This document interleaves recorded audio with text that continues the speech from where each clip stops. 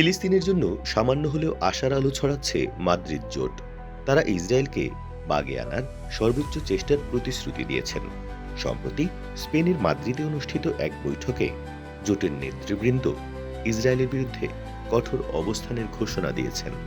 মার্কিন যুক্তরাষ্ট্রের আশকারায় মধ্যপ্রাচ্যের দানব হয়ে উঠেছে ইসরায়েল, আর দেশটির প্রধানমন্ত্রী বেনিয়ামিন নেতানিয়াহু হয়ে উঠেছেন ওই অঞ্চলের কসাই। গাজায় হামাস নিধনের নামে চলছে নিষ্ঠুর গণহত্যা। প্রতিদিনই বোমা ও গুলিতে নিরীহ ফিলিস্তিনিদের মৃত্যু দেখেও নির্বিকার বিশ্ব বিবেক। টানা ৩ মাস থেকে গাজাকে অবরুদ্ধ করে রেখেছে তারা। যাবতীয় সব আন্তর্জাতিক নিয়মনীতিকে বুড়ো আঙুল দেখিয়ে তারা খাবার ও ওষুধকে অস্ত্র হিসেবে ব্যবহার করছে।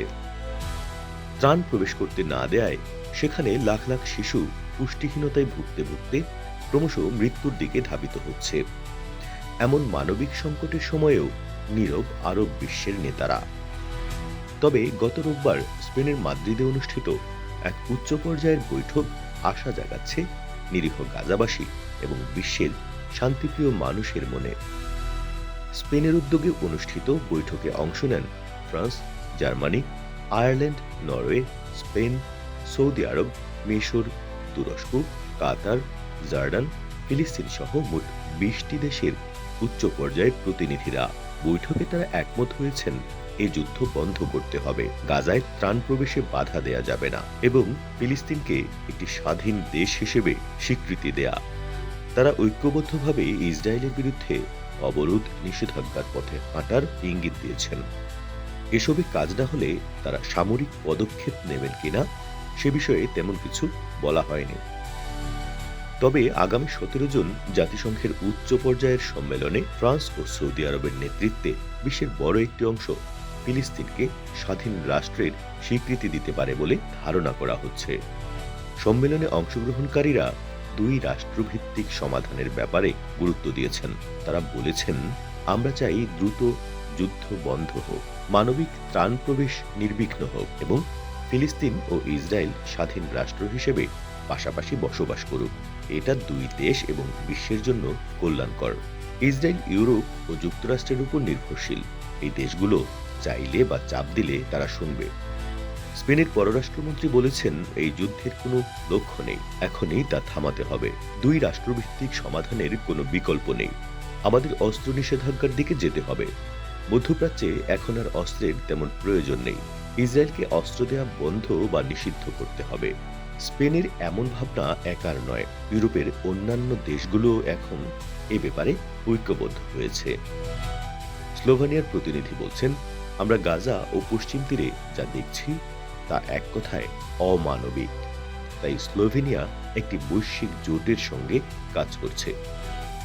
জাতিসংঘের আগামী শান্তি সম্মেলনে এ ব্যাপারে বড় ধরনের অগ্রগতি হবে। আমাদের ধারণা, এতে শান্তি প্রতিষ্ঠার পথ ত্বরান্বিত হবে।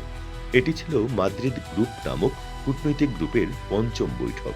এর মাধ্যমে ইসরায়েল বিরোধী কূটনৈতিক তৎপরতা আরও জোরদার হচ্ছে। বৈঠকে মিশরের পররাষ্ট্রমন্ত্রী বলেন, যুদ্ধবন্ধে প্রয়োজন কঠোর রাজনৈতিক চাপ। ইসরায়েলের কারণেই যুদ্ধ বন্ধ হচ্ছে না এবং সেখানে মানবিক বিপর্যয় চলছে। তবে আমাদের আন্তরিক প্রচেষ্টা অব্যাহত আছে এবং থাকবে।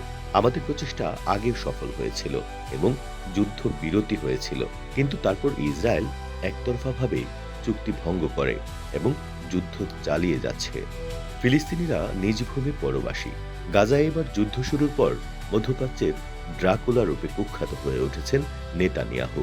মূলত তার রাজনৈতিক ফায়দা হাসিলের জন্য তিনি অপ্রয়োজনীয় একটা যুদ্ধ চালিয়ে যাচ্ছেন এবং তাকে অন্ধের মতো সমর্থন দিয়ে যাচ্ছে যুক্তরাষ্ট্র।